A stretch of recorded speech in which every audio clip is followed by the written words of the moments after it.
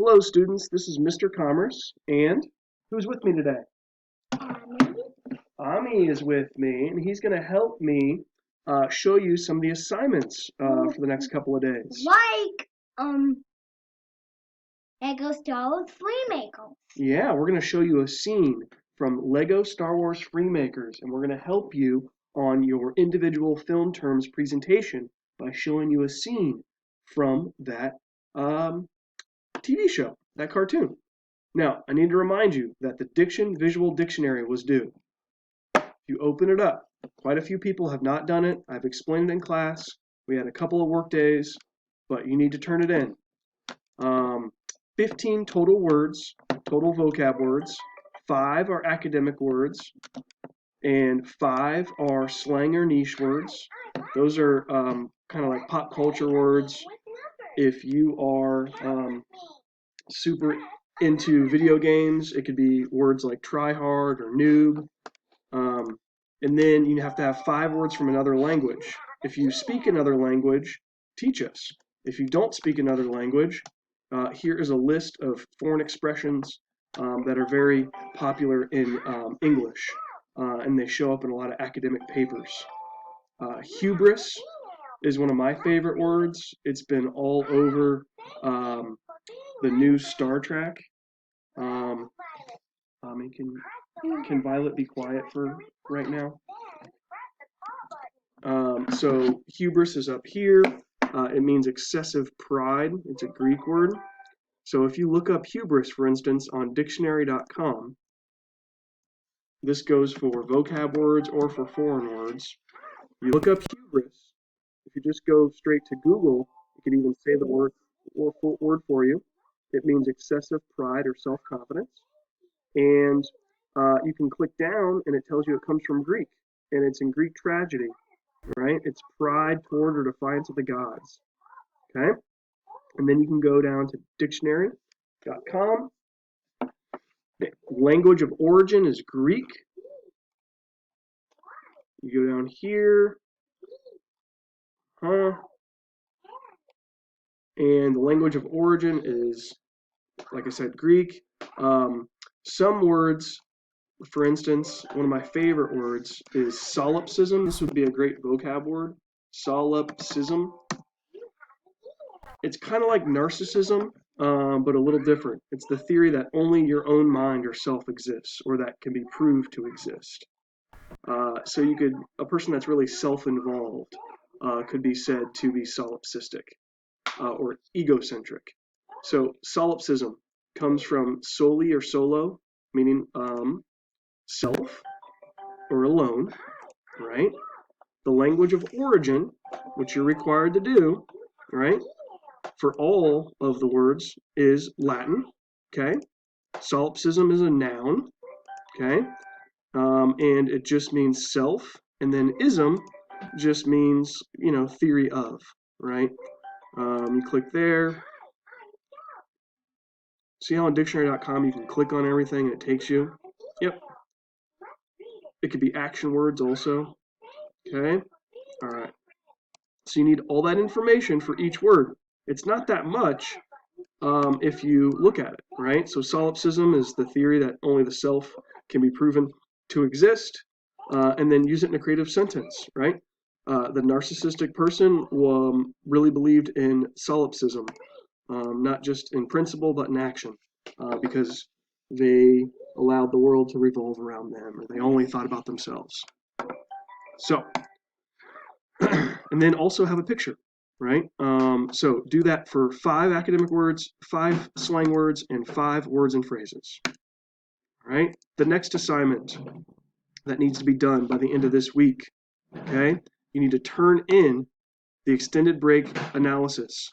This is just a PowerPoint with all the major assignments on it. Turn in visual dictionary, film terms, the short theme assignment that will be after spring break. The movie review will be also the week after break. It could be a blog, a vlog, or a presentation. And then the critical lens is the week after if we don't go back to school. All you have to do is submit this. Okay, you don't have to do anything else yet. Just submit it. All right, Ami, I'm ready for your help. Okay, so now we're doing the film terms. This is the draft. I need you all turning in a draft today. You click here, and you'll see that there's a presentation. Okay, there's also the list of all the terms down below. You click on film terms. This is the list. We started doing this assignment in groups, but now I want you to do as an individual with a movie that you pick. Any movie you want. Okay? So Ami and I are going to do it with Lego Star Wars Freemakers. All right, Ami, come here. Can I sit on your lap? Of course, bud. Can you say hi to my students? Hi, Tell them your name. Ami. What's your last name? Conwas. All right. So, Freemakers, what's going on? Did it freeze? Oh, there it is. Okay. I got his cell phone then. Now from the end, we're going to start from the scene. Okay, Ami. Tell us what Rowan's seeing right now. A city. A city. Who's the city built by? A Jedi. Jedi. And Jedi are like space wizards with the lightsabers, right? And they can use a magical power called the Force to move things and build things and create things. So in this scene, they are on a desolate planet that no longer has people or aliens living on it. But Rowan, this character, uses the Force. And he can see a city that no one else can see.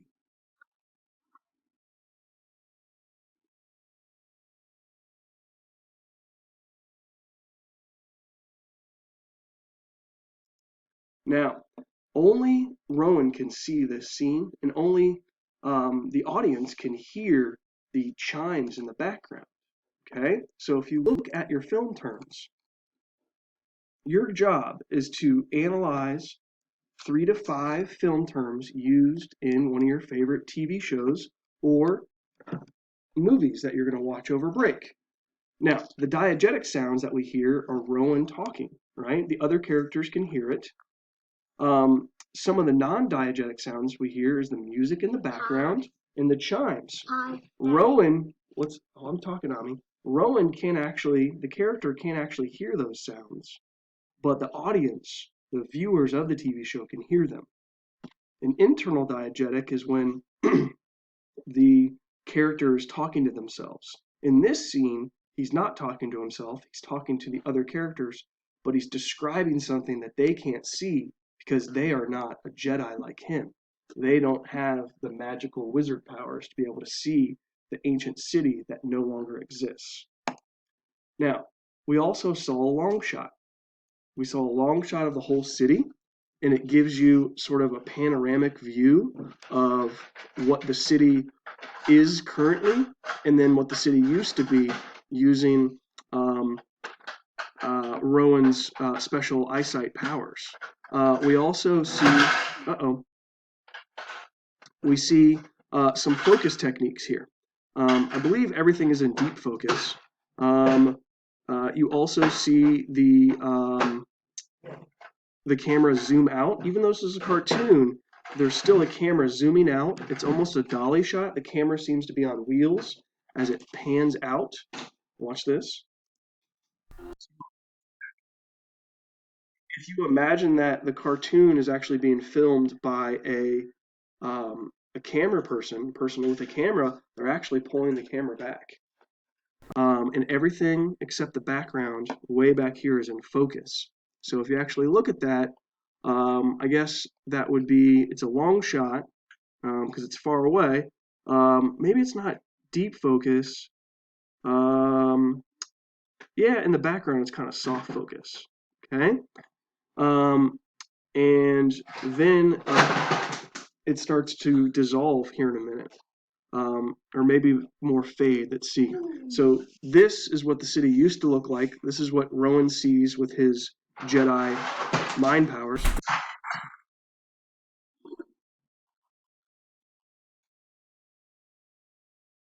Nope. Yep. And then you see that it's focusing on the astonishment and the awe in his eyes. A-W-E, awe. It's when you see something so beautiful that you're speechless. All right? And this is, he had a premonition or a dream of this. Whoa. And see, he's using his Jedi mind trick to, his telekinesis to imagine building the ship. Yeah.